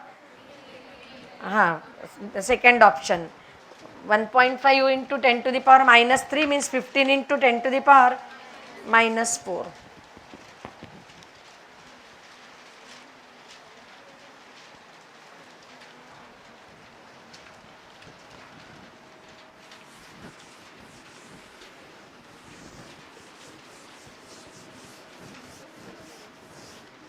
ओके, चलिए. An electron in hydrogen atom jumps from excited state n to ground state. Wavelength so emitted eliminates photosensitive material having work function 2.75 electron volt. ये वर्क फंक्शन 2.75 है और स्टॉपिंग पोटेंशियल है 10 वोल्ट. तो इंसिडेंट फोटोन की energy निकाल सकते हो क्या? H nu is equal to pi plus e V nought लिखते हैं. अच्छा, स्टॉपिंग पोटेंशियल जब 10 वोल्ट होगा तो बोलो इलेक्ट्रॉन की एनर्जी कितनी रहेगी? 10 इलेक्ट्रॉन वोल्ट. तो ये 10, तो यानी इंसिडेंट फोटोन की एनर्जी 12.75 इलेक्ट्रॉन वोल्ट है. बट कौन सा फोटोन इंसिडेंट करवाया? जब इलेक्ट्रॉन nth स्टेट से ग्राउंड स्टेट जंप हुआ, यहाँ जो फोटोन एमिट हुआ यही फोटोन ये इंसिडेंट किया, यानी इस फोटोन की एनर्जी 12.75 है. यानी इन दोनों में एनर्जी डिफरेंस 12.75 का है. अब बोलो तो ग्राउंड स्टेट में एनर्जी कितनी होती है? 13.6. यानी 13.6 माइनस इसकी, सॉरी हम लिखेंगे ये ई एन, ये एन एथ की energy minus E1, this is equal to 12.75. बराबर है? हाँ, तो ये एन एथ ऑर्बिट की एनर्जी कितनी? E1 कितनी है बोलो? Minus 13.6 means E n is equal minus ये प्लस 13.6 हो जाएगा. That is equal to 12.75. यानी उस ऑर्बिट की एनर्जी 12.75 माइनस 13.6 यानी आ जाएगी माइनस 0.85. बोलो 0.85. ये कौन से n इक्वल टू कौन से ऑर्बिट में एनर्जी होती है? 4th ऑर्बिट में. Is it okay? समझ में आया? तो करेक्ट आंसर, हाँ, अब यहाँ थोड़ी हम गड़बड़ नहीं करेंगे. ये कहाँ है? From excited state n. तो n इक्वल टू 3 है, 4 है यहाँ, यानी 4th ऑर्बिट. 4th ऑर्बिट को कौन सी एक्साइटेड स्टेट कहोगे?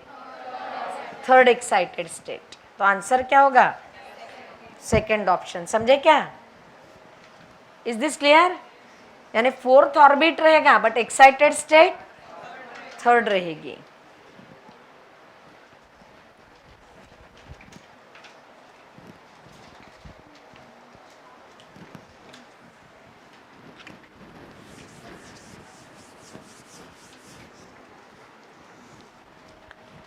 चलिए, एलसीआर सर्किट में 5 henry inductor, 80 microfarad capacitor, 40 ohm resistor, L C और आर दिए हैं. Can you find out resonant angular frequency? Omega कैसे लिखते हो? बोलो ओमेगा 1/√LC. चलो, रेजोनेंट फ्रीक्वेंसी कितनी आ जाएगी? एल कितना है? 5 और सी है 80 इंटू 10⁻⁻6. ये 400, इसका रूट आ जाएगा 20 इंटू 10⁻⁻3. 10⁻3 न्यूमरेटर में गए अपॉन 20, 1000/20 यानी 50 रेडियन पर सेकेंड. ये ओमेगा हो गया. समझे? अब देखो क्वेश्चन क्या है. The angular frequencies of source at which power transfer to circuit is half the power at resonant angular frequency. यानी क्या पूछा है? वो फ्रीक्वेंसी पूछा है जहाँ power half of maximum power है. उन फ्रीक्वेंसीज को हम कहते हैं कट ऑफ फ्रीक्वेंसीज. तो कट ऑफ फ्रीक्वेंसी और एंगुलर पूछिए, यानी ω1 और ω2. डू यू रिमेंबर ω1, वो ω2 माइनस ω1 जिसको टोटल बैंडविड्थ कहती है, ये R/L होता है. याद है? तो ω2 माइनस ω1, R कितना है? 40 और L है 5, तो ये हो जाएगा 8.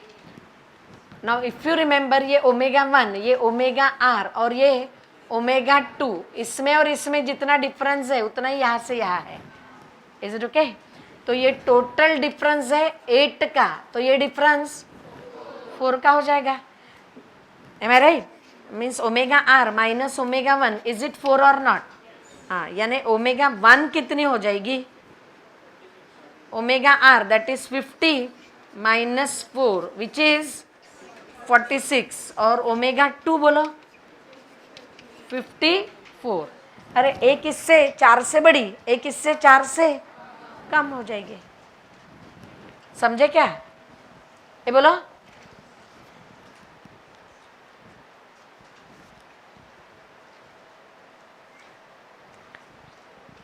चलिए 38 का आंसर बोलो. ये n, how number of nuclei varies with time. बोलो कैसे वैरी होते हैं? What is relation between number of nuclei left in the sample and time?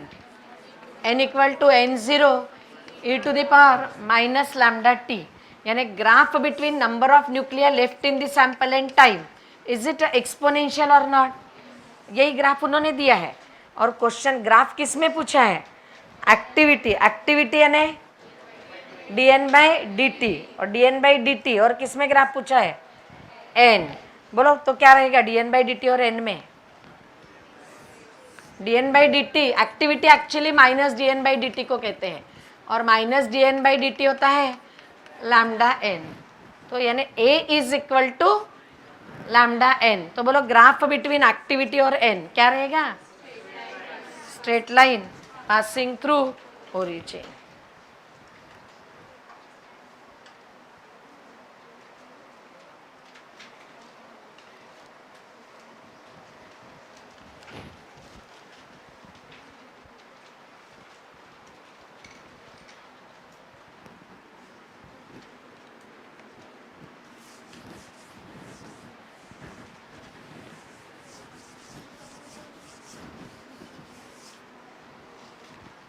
Mass m moves in a circle on a smooth horizontal plane with a velocity v0 at radius r0.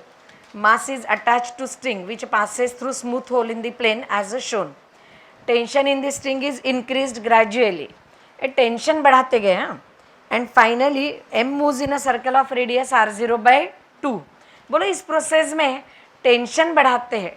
Torque due to tension कितना होता है? Tension provide centripetal force और not? How do you write torque due to centripetal force? A torque होता है R F sine theta. अरे बोलो तो यहाँ ये टेंशन ऐसे एक्ट होता है और यही आर की डायरेक्शन है, तो what is the torque due to tension? बोलो.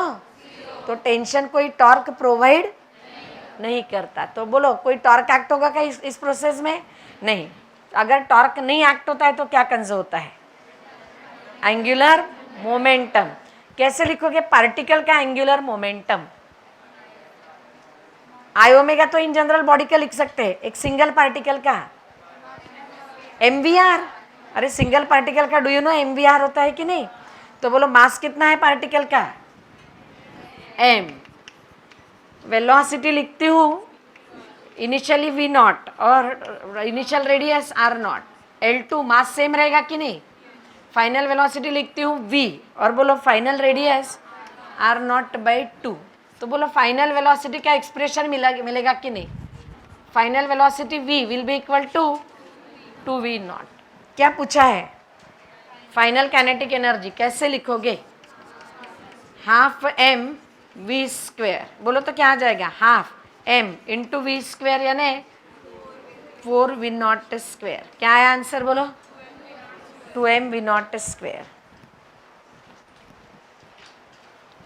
Rising and setting sun appears to be reddish because scattering due to dust particles and air molecules are responsible. समझे? हम बोलो 41 में पार्टिकल कहाँ से शुरू हो रहा है? एक्सट्रीम पोजीशन से. तो एक्सट्रीम पोजीशन में पोटेंशियल एनर्जी मैक्सिमम, यानी ग्राफ मैक्सिमम से शुरू होगा. तो which is the correct graph? First option. Suppose charge of a proton and electron differ slightly. One of them is E and other is E plus delta E. यानी suppose charge proton का है ई, तो electron का है E plus delta E. तो hydrogen atom में आप बताएंगे मुझे कि टोटल हाइड्रोजन आइटम में होता है एक प्रोटॉन और एक इलेक्ट्रॉन। प्रोटॉन का चार्ज मैंने ई प्लस डेल्टा ई ले लिया और इलेक्ट्रॉन का ई, तो आइटम एज अ होल पे चार्ज रहेगा कि नहीं, कितना रहेगा, डेल्टा ई रहेगा, क्योंकि ये पॉजिटिव तो ये निगेटिव, तो आइटम एज अ होल का चार्ज डेल्टा ई हो जाएगा। यानी हाइड्रोजन आइटम जो हम न्यूट्रल कहते हैं उसका चार्ज डेल्टा ई आ जाएगा। अरे ठीक, अब ये कहा है if the net electrostatic force and gravitational force between two hydrogen atoms placed at a distance d where d is much greater than the atomic size is 0, यानी दो हाइड्रोजन आटम में इलेक्ट्रोस्टैटिक फोर्स और gravitational force इनका resultant 0 है। एक hydrogen अगर positive है तो दूसरा हाइड्रोजन आटम भी पॉजिटिव रहेगा, तो दूसरे में दोनों में चार्जेस की वजह से कौन सा फोर्स, हाँ इलेक्ट्रोस्टैटिक, अट्रैक्टिव की रिपल्सिव, रिपल्सिव। एक एटम पे डेल्टा ई है, बोलो दूसरे पे भी डेल्टा ई है कि नहीं, तो दोनों इलेक्ट्रोस्टैटिक की वजह से रिपेल करेंगे और ग्रेविटेशनल की वजह से अट्रैक्ट करेंगे। तो बोलो दोनों फोर्सेस अगर इक्वल हो गए तो रिजल्टेंट फोर्स 0 हो जाएगा, यानी gravitational force between them is equal to electrostatic force है, बराबर है। अब बोलो तो इलेक्ट्रोस्टैटिक फोर्स कैसे लिखोगे, ये बोलो ना, Q1 Q2 upon 4πε0 r square, distance को d कहा है उन्होंने, तो Q1 Q2 को मैं राइट डेल्टा ई स्क्वायर, बोलो upon 4πε0 d square is it equal to g, और दोनों का mass m into m same रहेगा कि नहीं, अपॉन d स्क्वायर, मैं आई कैंसिल d स्क्वायर, तो डेल्टा ई स्क्वायर पूछा है हमें, डेल्टा ई पूछा है, तो delta E square is equal to g कितना है 6.67 इंटू 10⁻⁻11। चलिए मास दोनों का 1.6 इंटू 10⁻⁻27, इसका स्क्वायर दिया है, एम आई राइट, इसका स्क्वायर लेंगे हम, डिवाइडेड बाय, अच्छा नहीं मल्टीप्लाइड बाय 4πε0, बट 1/4πε0 9 इंटू 10⁻⁹, तो ये यहाँ 4 इंटू 4πε0, तो ये आ जाएगा 9 इंटू 10⁻⁹, समझे। चलिए ये 6.67 अपॉन 9, ऑलमोस्ट ये 7 के आसपास आएगा, है ना, 7 पॉइंट कुछ तो भी आएगा कि नहीं, नहीं 0.7 समथिंग आएगा, एम आई राइट। हाँ इंटू पावर्स ले लेती हूँ, ये 10⁻⁻20 हो गया, 1.6 का अप्रॉक्सीमेट स्क्वायर 2.56 इंटू 10⁻⁻54, समझे। This is equal to delta E square, ठीक है। 2.5 और 0.7 अप्रॉक्सीमेटली 2 इंटू, बोलो पावर कितना -74, ये डेल्टा ई स्क्वायर हो गया, तो बोलो डेल्टा ई का ऑर्डर 10⁻⁻37, समझे।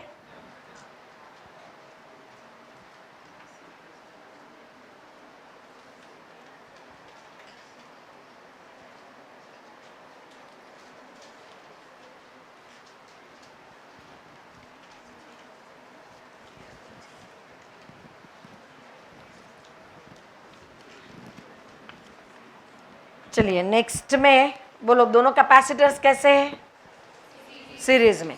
Can you tell me first के अक्रॉस का वोल्टेज कैसा लिखेंगे, V1 इज इक्वल टू, बोलो डायरेक्ट फॉर्मूला मालूम है आपको, C2 इंटू वी अपॉन, हाँ तो V1 वोल्टेज अक्रॉस फर्स्ट कितना हो जाएगा, C2 कितना है 8 इंटू 12 अपॉन 12 यानी 8 वोल्ट। वैसे ही V2 सेकेंड के अक्रॉस का वोल्टेज भी बोलो, हाँ अब सॉल्व करने की जरूरत ही नहीं है, टोटल दोनों के अक्रॉस का टोटल कितना है 12, तो फर्स्ट के अक्रॉस का 8, तो सेकंड के अक्रॉस का 4, तो ये ऑप्शन सेकंड में दिया है, potential difference across A is 8 volt and across B is 4 volt, ये करेक्ट आंसर हुआ। अच्छा ये बोलो थर्ड हम वेरीफाई करेंगे, थर्ड ये कहा ratio of electrical energy stored in A and B is 2:3, ये दोनों के लिए सेम क्या है? 4। तो एनर्जी स्टोर्ड का रेशो कैसे लिखोगे? Q² / 2C। तो बोलो U1 / U2, C2 / C1, यानी 8/4, यानी एनर्जी स्टोर्ड का रेशो 2:1। और दोनों में चार्जेस का रेशो 1:1, यानी चारों स्टेटमेंट में करेक्ट हुआ सेकेंड ऑप्शन।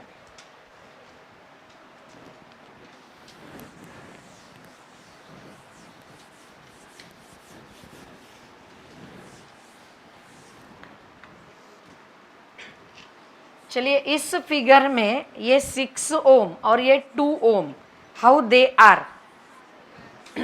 अरे बोलो, नाउ यू टेल मी। यहाँ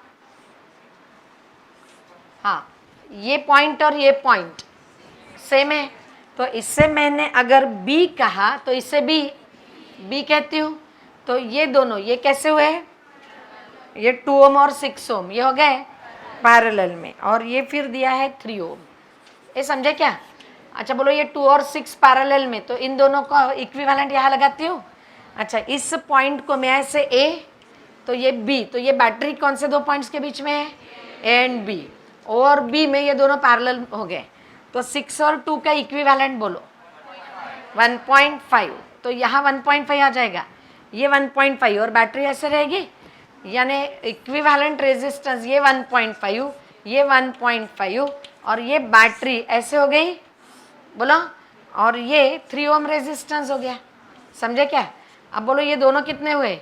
3, और ये 3 और 3 पैरेलल में 1.5, और बैटरी का वोल्टेज कितना है? 6 वोल्ट, और ये इक्विवेलेंट रेजिस्टेंस 1.5। तो what will be the current given by battery? 4 ampere.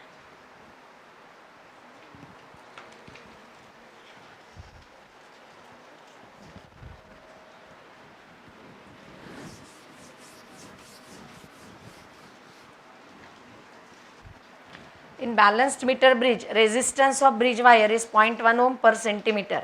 Unknown resistance X is connected in left gap and 6 ohm in right gap. Okay? तो इसका इक्विवेलेंट सर्किट ऐसे दिखाते हैं, अगर आपको याद है तो। ये X ये हो गया, नहीं, अननोन रेजिस्टेंस कहाँ पे है? लेफ्ट गैप, 6 ओम यहाँ, और ये होते हैं दो जो वायर्स है L1 L2, इसका रेजिस्टेंस याद है? सिग्मा L1 और इसका सिग्मा L2। कुछ याद है क्या आपको? इसलिए तो हम X/R is equal to L1/L2 लिखते हैं। डू यू नो दिस और नॉट? हाँ, अच्छा ये बताएंगे। अब X/6 इज इक्वल टू क्या लिखूँ? 2/3। तो यहाँ से मुझे X मिल जाएगा, बोलो X कितना? 4 ओम, यानी ये हो गया 4 ओम। ये समझे? हाँ, नाउ यू टेल मी, ये L1 और L2 हम निकाल लेंगे। तो L1/L2 ये है 2/3।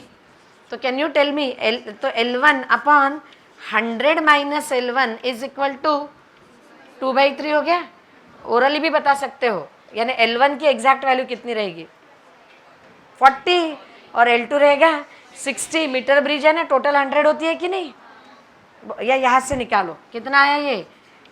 3L1 is equal to 200 minus 2L1, तो 5L1 हो गया 200, यानी L1 कितना? 40 और L2 60। तो बोलो L1 का रेजिस्टेंस कितना? 40 इंटू वायर का रेजिस्टेंस 0.1 ओम पर सेंटीमीटर दिया है, तो बोलो इसको मैं, हाँ बोलो, 4 ओम हो गया। सिग्मा L1 हो जाएगा 40 इंटू 0.1, यानी 4 ओम, और sigma L2 60 into 0.1 that is 6 ओम। तो यानी ये 4 है, ये 6 है, तो ये भी 4 और ये 6। तो बोलो ब्रिज का इक्विवेलेंट रेजिस्टेंस कितना हो जाएगा? 4 और 6 ये हुए 10, और ये 10, दोनों 10 10 5। समझे क्या? तो ये ब्रिज बैलेंस्ड है, तो इसका इक्विवेलेंट रेजिस्टेंस हो जाएगा 10 in parallel with 10 that is 5 ohm. Is this clear? Question क्या पूछा है? Find the current drawn from battery of 5 volt having negligible internal resistance.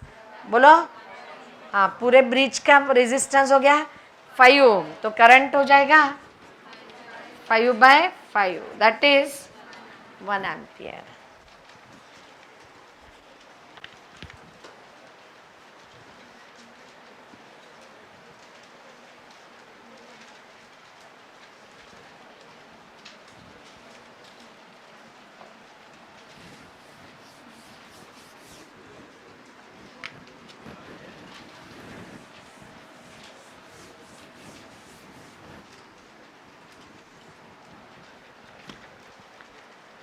Two long conductors separated by distance d carry currents I1 and I2 in same direction। ये same direction में current carry करते हैं तो force attractive, यानी दोनों एक दूसरे को अट्रैक्ट करेंगे। एंड फोर्स कैसे लिखोगे बोलो? μ0 I1 I2 upon 2πr। Okay, separated by distance r की जगह उन्होंने d कहा है। चलो, तो सेकंड केस में क्या किया इन्होंने? Now current in one of them is increase to 2 times. किसी एक में करंट बढ़ाया, सपोज फर्स्ट में बढ़ाया 2 टाइम्स किया, तो फोर्स हो जाएगा μ0 इंटू 2I1, यानी I1 I2 इंटू 2 हो जाएगा। Am I right? And then distance is, direction is also reverse, यानी पहले दोनों में सेम डायरेक्शन में था, अब इसमें अपोजिट हो गया। फोर्स क्या रहेगा? अट्रैक्टिव रिपल्सिव, रिपल्सिव हो जाएगा, यानी फोर्स की डायरेक्शन अपोजिट हो जाएगी। और डिस्टेंस भी उन्होंने किया है 4d, तो this is 2π into d into 4, तो ये हो जाएगा 2। इज दिस f और नॉट? तो f डैश हो गया f/2, और अपोजिट डायरेक्शन में है तो माइनस हो जाएगा।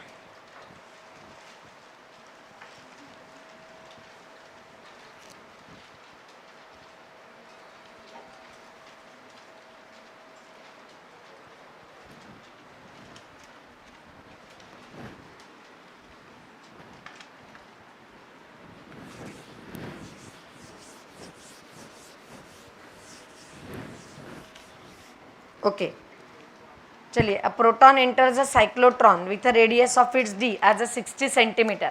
ए साइक्लोट्रॉन में how do you write maximum energy gained by charge by particle?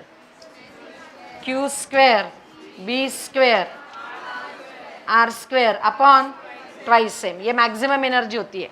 But this energy also you know across d वो क्रॉस करता है, एक बार क्रॉस करता है तो एनर्जी गेन QV। ऐसे उसने एन, अगर एन टाइम्स क्रॉस किया तो energy gain will be QV into n, बराबर है? अच्छा बोलो, उसने अगर एक रोटेशन किया तो वो कितने बार क्रॉस करता है? 2 बार, तो एक रोटेशन में energy gain will be 2QV। और ऐसे अगर n रोटेशंस किए तो energy gain will be 2QV into n. समझे क्या ये? डू यू नो दिस और नॉट? साइक्लोट्रॉन में, हाँ, तो अब मैं ये क्वेश्चन पढ़ती हूँ। Field inside cyclotron is 0.65 tesla and proton completes 50 rotations before radius of its circular path becomes equal to that of dees, then potential difference applied between 2 dees is. तो मैं अगर पाथ इक्वल टू रेडियस हो गया, radius of path equal to radius of d, तो energy gain q square b square r square upon twice है। उसने 50 rotations किए हैं, तो energy gain will be equal to 2QV into 50 हो जाएगा। नाउ यू टेल मी, इसमें वेदर यू नो मास और नॉट, एक चार्ज यहाँ कैंसिल हो जाएगा, ये 50 इंटू 2 ये हो जाएगा 100V। समझे क्या? चार्ज बोलो कितना है? प्रोटॉन है 1.6 इंटू 10 टू द पावर -19, और B दिया है 0.65, तो 0.65 इंटू 0 b स्क्वेयर है, तो बोलो 0.65 को मैं 6.5 इंटू 10 टू द पावर -1 लिखती हूँ। Is okay? तो ये आ जाएगा 10 टू द पावर -2, और 6.5 का स्क्वेयर अराउंड 40 आएगा। 6.5 इंटू 6.5 करोगे तो 40 के आसपास इसका स्क्वेयर आएगा। कि करते हो? कितना आता है करो स्क्वेयर?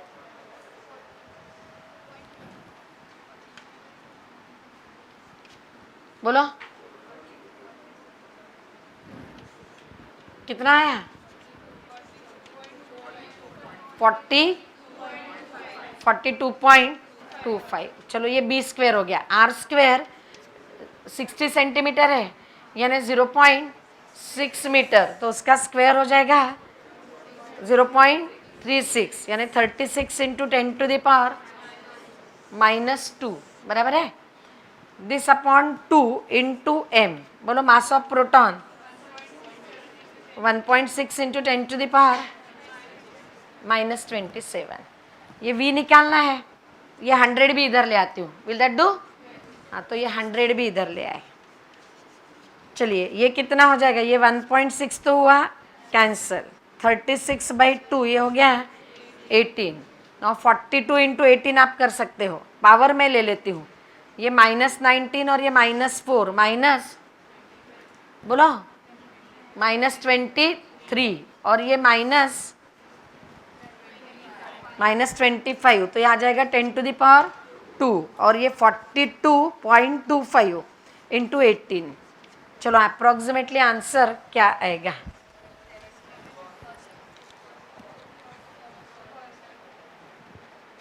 ये बोलो कितना है? 42 into 18। Correct answer 7.29 into 10⁻⁴ volt. समझे क्या? क्वेश्चन समझ में आया क्या? चलिए 48 तो सबका आ गया होगा। हाउ काय varies with temperature? Inversely proportional. तो chi1 T1 will be equal to chi2 T2। आया क्या सबका? हाँ 49 AC generator producing 10 volt RMS at 200 radian per second is connected in a series with a 30 ohm resistor, 400 milliohm inductor and 125 microfarad capacitor. RMS voltage across inductor is, third option. A RMS voltage निकालना है, कैसे लिखते हो voltage across inductor? I into XL और not, और यहाँ I कैसे निकालोगे? E/Z, और Z कैसे लिखोगे? √R² plus XL minus XC whole square. समझे? चलो XL कैसे लिखूं? ओमेगा L, और ओमेगा कितना है? 200 और L 400 इंटू 10⁻⁻3। कितना हुआ ये? हाँ 80, बराबर है? राइट? हाँ XC is equal to 1/ω/C, तो 1/ω है 200 और C है 125 इंटू 10⁻⁻6, ऊपर ले जाती हूँ +6, 125 इंटू 2, अरे बोला 250, और 10⁻6 दो 0 कैंसिल हो गए, 10⁻4 अपॉन 250। बोलो तो ये 1000/254 हो जाएगा, मीन्स ये आ जाएगा 40। समझे? और R की वैल्यू कितनी है? 30। तो can you tell me Z कितना आ जाएगा? 30² प्लस ये हो जाएगा 80 माइनस 40 यानी 40², यानी ये हो गया 50। तो करंट हो जाएगा E10 डिवाइडेड बाय 50, और ये IXL, तो I है 10 1/5 और XL है 80, तो ये वोल्टेज हो गया 16 वोल्ट। समझे? चलो last one, coil of inductance. Inductance L दिया है 0.25 milli henry, is connected to a capacitor of capacitance 40 picofarad. To what wavelength is this circuit tune? Wavelength निकालिए या नहीं? हाँ पहले क्या निकालोगे? फ्रीक्वेंसी, और फिर बोलो फ्रीक्वेंसी कैसे निकालोगे? F is equal to 1/2π√LC, और फिर फ्रीक्वेंसी मिल गई तो वहाँ से वेवलेंथ लैम्डा निकालेंगे। लैम्डा कैसे निकालोगे? Lambda is equal to C/F, C by frequency. चलो 1/2π√LC, L कितना है? 0.25 इंटू 10⁻⁻3, और C 40 इंटू 10⁻⁻12। -12, अच्छा ये 40 इंटू 0.25, 1 की 10 हो जाएगा। 10 इंटू 10⁻⁻15, 10⁻⁻14, रूट आ जाएगा 10⁻⁻7, तो ये 10⁻7 अपॉन 2π, ठीक है। सी कितना है बोलो? 3 इंटू 10⁸ अपॉन फ्रीक्वेंसी है 10⁻7 अपॉन 2π, तो क्या आएगी वेवलेंथ? कितना हुआ ये? 60π, 6π इंटू 10, तो 60π 188.4 metre, first option.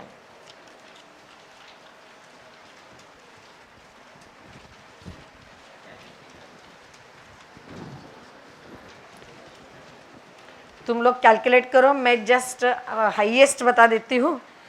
Last test के ऑफलाइन में 23rd में हाईएस्ट है 1 स्टूडेंट को 646, second highest 630, third highest 623, next है 595, फिर है 592 पे 2 लोग हैं, 590 पे एक है, 577 पे एक है, 574 पे एक है, 573 पे एक है, 565 पे एक है, 553 पे एक है, 550 पे एक है, 549 पे एक स्टूडेंट है, 542 पे एक है, 531 पे एक है, 529 पे एक है, 523 पे एक है, 521 पे 2 लोग हैं, 516 पे एक है, 515 पे एक है, 508 पे 1 स्टूडेंट, 503 पे 1 स्टूडेंट, 500 पे 1 स्टूडेंट, यानी ऑफलाइन में 500 एंड अबव 25 स्टूडेंट्स है।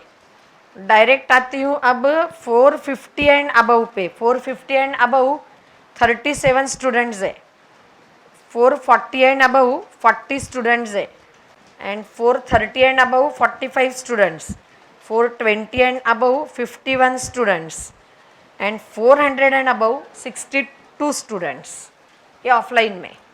ऑनलाइन में हाईएस्ट है 641, नेक्स्ट है 593 पे 1 स्टूडेंट, 586 1 स्टूडेंट, 585 पे 2 लोग, 583 पे 1, 575 पे एक, 572 पे एक, 569 पे एक, 568 पे एक, 566 पे 1 स्टूडेंट, 565 पे 1, 563 पे 2, 560 पे 1 स्टूडेंट, 557 पे 1 स्टूडेंट, 553 पे 1 स्टूडेंट, 544 पे 1 स्टूडेंट, 542 पे 1 स्टूडेंट, 537 पे 1, 527 1, 524 1, 521 1, 519 1, 515 1, 14 1, 511 1, 510 1, 509 1, 506 1, 502 1, तो 502 एंड अबव 31 स्टूडेंट्स है। फिर 500 के बाद 485 पे आती हूँ, इनमें डायरेक्टली 37 स्टूडेंट्स है, इसमें 450 एंड अबव 49 स्टूडेंट्स है, एंड 420 एंड अबव 61 स्टूडेंट्स है, एंड 400 एंड अबव 67 स्टूडेंट्स है, यानी ऑनलाइन का रिजल्ट तुम लोग ऐसे थोड़ा बेटर है। चलिए आज के किए कैलकुलेट, बोला तो 170 to 180, नो वन।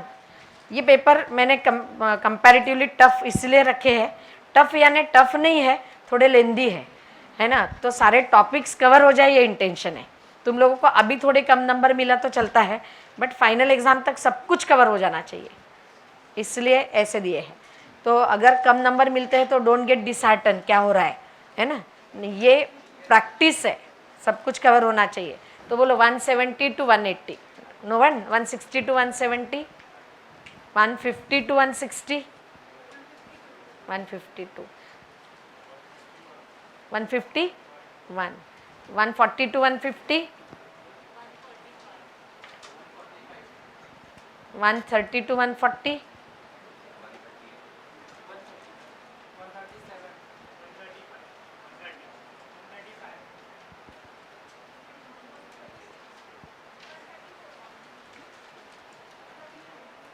120 to 130,